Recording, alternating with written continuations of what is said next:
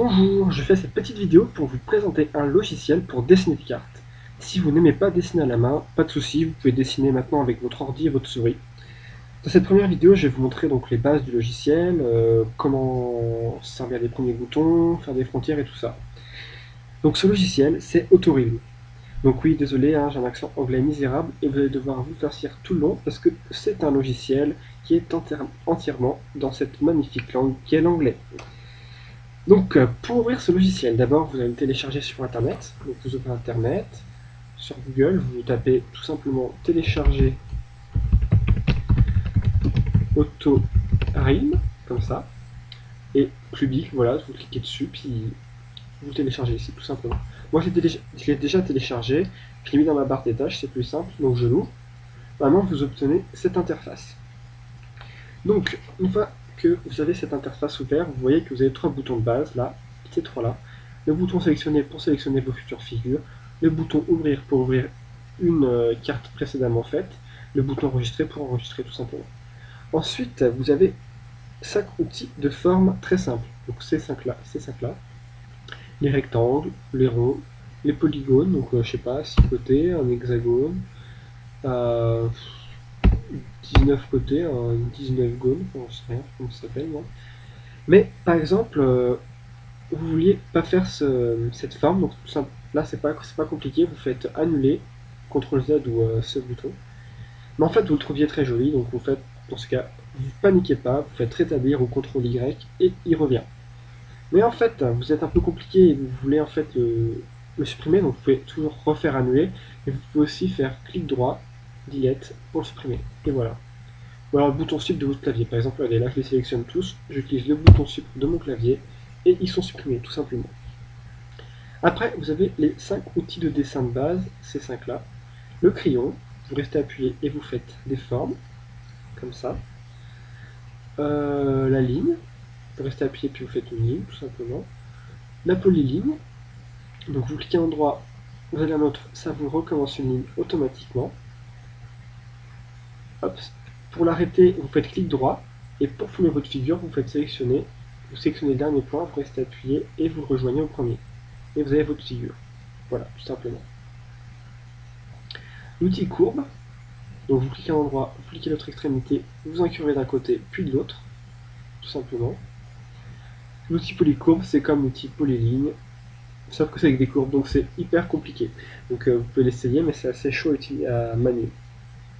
Ensuite, vous avez 5 autres outils vachement utiles, parce qu'il faut savoir que quand vous faites une île, les côtes ne sont pas droites et lisses, et c'est pour ça qu'ont été inventés ces petits outils de dessin. Ça vous va donner un petit côté rugueux à votre côte. Donc par exemple, vous utilisez le crayon, et vous voyez là, ça vous fait un peu plus de rugosité, tout simplement. Et alors, quand vous utilisez le crayon, quand vous avez vraiment une idée très précise de vos frontières, ça, je vous l'expliquerai plus tard pourquoi il faut avoir une idée très précise quand vous utilisez le crayon. Voilà, donc là vous avez votre première île. Donc ensuite vous avez aussi l'outil polyline, donc si vous avez une idée un peu moins précise, utilisez cet outil. Il est vachement pratique aussi. Hop, vous voyez, très rapide. Clic droit pour l'arrêter, comme pour n'importe quelle figure. Et puis après, je les rejoins les deux. Voilà. Et ensuite, vous avez aussi l'outil Polyco. Donc là, moi, vu que je sais pas m'en servir, ça fait vraiment des trucs super aléatoires. Vous voyez. Très très aléatoire. Là, ça va, je m'en sors pas trop mal. C'est pas trop moche comparé à d'habitude. Parce que d'habitude, je fais vraiment des trucs hyper moches. Hop, clic droit. Je rejoins les deux derniers. Et voilà. Bon, en fait, ici, c'est quand même assez moche. Mais c'est pas grave. Bref, donc là, vous voyez, on aimerait bien voir les trois îles, mais bon, on peut pas pour l'instant. Donc, pour les voir tous les trois, c'est pas compliqué. Vous utilisez soit la molette de la souris, comme ça, pour descendre et monter, ou alors en restant appuyé sur le bouton Shift pour aller de droite à gauche, ou alors les curseurs, ou encore l'outil Pan, donc les 4 flèches comme ça. Hop, et ça vous déplace. Donc Pan, je sais pas ce que ça veut dire, mais c'est pas grave, c'est vachement cool comme outil. Hop, donc ensuite, sinon, là vous voyez qu'on voit quand même pas tout en entier, donc dans ces cas-là, c'est pas compliqué. Vous utilisez l'outil Zoom, pour dézoomer. Donc plus le pourcentage sera faible, plus vous dézoomerez. Et voilà, là vous voyez tout, c'est parfait. Ensuite, on va essayer de mettre de la couleur un petit peu. Donc on va, pour mettre de la couleur à un territoire, il faut le sélectionner. Donc vu qu'on va mettre la même couleur à tous les territoires, on va tous les sélectionner. Voilà. Donc là, ça va être les bordures. Donc vous voyez, ouais, si je les mets en vert, ça va mettre des bordures vertes. Si je les mets en noir, des bordures noires. Ensuite, avec ça, regardez, je peux modifier le type de frontière. Je peux les mettre, oups là, je peux les mettre en pointillé, je peux les mettre comme je veux. Je vais les laisser normal, moi, hop, comme ça.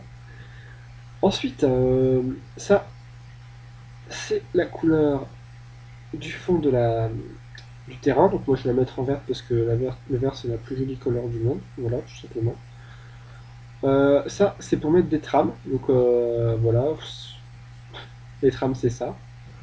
Voilà, autant comprendre mieux en visualisant. Ça, vous en occupez pas pour l'instant. Et ça, c'est la couleur du fond. Donc moi, vu que c'est des océans, je le mets en bleu. Ça, ensuite, c'est la couleur du quadrillage. Donc pour mesurer, pour faire des mesures et tout ça. Dans le quadrillage, vous pouvez modifier avec tout ça là.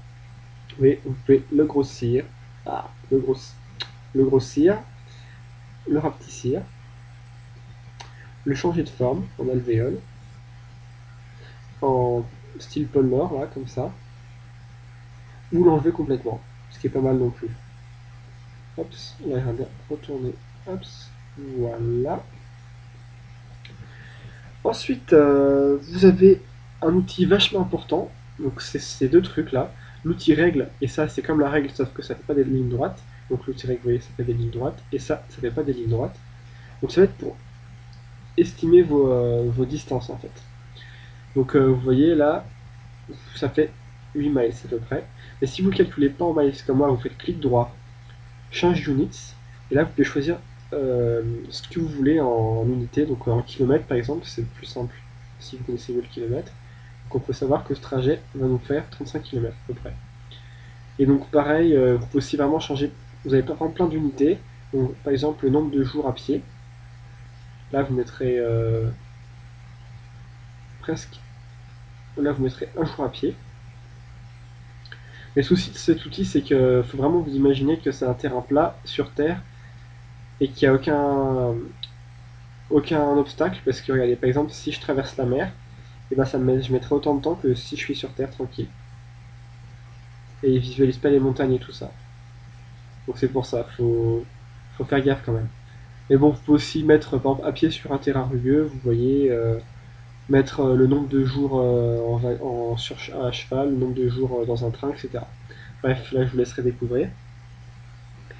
Ensuite, vous pouvez modifier votre territoire. Donc pour cela, il faut le sélectionner. Vous pouvez d'abord utiliser le Fractal Settings. Donc Fractal Settings, c'est ce truc-là.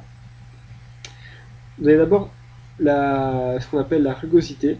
Donc ça va augmenter la rugosité entre vos points ou la diminuer. Vous voyez. Et là, vous avez aussi le bouton Seed. Donc j'ai regardé la traduction, ça veut dire ensemencer, donc je pense que ça n'a rien à voir. Mais bon, je vais vous expliquer. Tout simplement, ça va modifier complètement vos lignes qui sont entre vos points. Par exemple, regardez. Hop, vous voyez, complètement modifié. Et là, si vous n'avez vraiment aucune idée de votre territoire, vous cherchez comme ça, et puis vous regardez lequel vous plaît le mieux, tout simplement. C'est pas mal. Moi j'aime bien en tout cas. Et le souci, c'est que voilà, on va revenir au souci du crayon, c'est que avec le crayon, vu qu'il y a des points partout, que ça modifie ça modifie ce qu'il y a entre les points, bah ça va pas modifier grand chose. Vous voyez. Et même pour la rugosité. Là par contre ça pourrait y aller. Hop. Ensuite, vous pouvez aussi déplacer les points. Donc par exemple, allez, vous prenez votre figure, vous cliquez sur un point, vous restez appuyé et vous le déplacez. Voilà, tout simplement. Et donc là, c'est vraiment vous le mettre, vous faites vraiment ce que vous voulez. Si vous voulez faire un truc très moche, libre à vous. Hop, voilà, je vais faire un truc très moche. Vous faites vraiment ce que vous voulez. Et puis... Bref, on peut aussi rajouter et supprimer des points. Donc, pour cela, il faut utiliser l'outil scalpel, donc c'est cet outil-là. Vous le sélectionnez. Si vous vous mettez sur vos points, pour les supprimer. Donc par exemple, vous voulez supprimer celui-là, hop, vous cliquez dessus, supprimer, hop. Et vous pouvez aussi vous mettre à des endroits où il n'y a pas de point. Et dans ces cas-là, ça va rajouter un point, vous voyez. Oups. Là, je rajoute mon point, tout simplement. Ensuite, vous aussi déplacez votre territoire, donc vous prenez votre territoire, vous allez sur le quadrillage rouge, vous restez appuyé et vous le déplacez. Après, sur l'extrémité du quadrillage rouge, vous pouvez aussi le grossir, l'aplatir et tout ça. Et avec le bouton bleu qui est au centre, vous pouvez le tourner, le pivoter, comme ça. Voilà. Ensuite, vous voulez enregistrer votre travail, c'est bien normal. Donc, vous faites File, Save As. Par exemple, dans mes documents, là, vous me donnez un nom, par exemple, la carte que j'ai fait moi-même. Ça sera facile à retrouver. Donc, vous pouvez l'enregistrer en type autorime, donc pour l'ouvrir dans ce logiciel. Mais vous pouvez aussi l'enregistrer en format image, donc soit en bitmap, soit en JPEG. Donc, moi en JPEG, par exemple. Enregistrer. Donc là, il va vous demander soit le zoom comme on le voit actuellement, soit montrer la carte en entier. Donc vous faites carte en entier, c'est mieux. Vous faites OK. Là, ça me l'a enregistré. Je vais dans mes documents. Hop, je l'ouvre. Et puis voilà, ça me m'ouvre ma carte. Bon là, ça donne des petites cartes comme ça sympa. Mais bon, c'est vraiment les bases du logiciel. Pour voir comment rajouter des petits éléments dans le décor et tout ça, ben, il faut voir le prochain tuto que j'ai fait ben, juste après pour plus de détails. Ben voilà. Peut-être à tout de suite alors.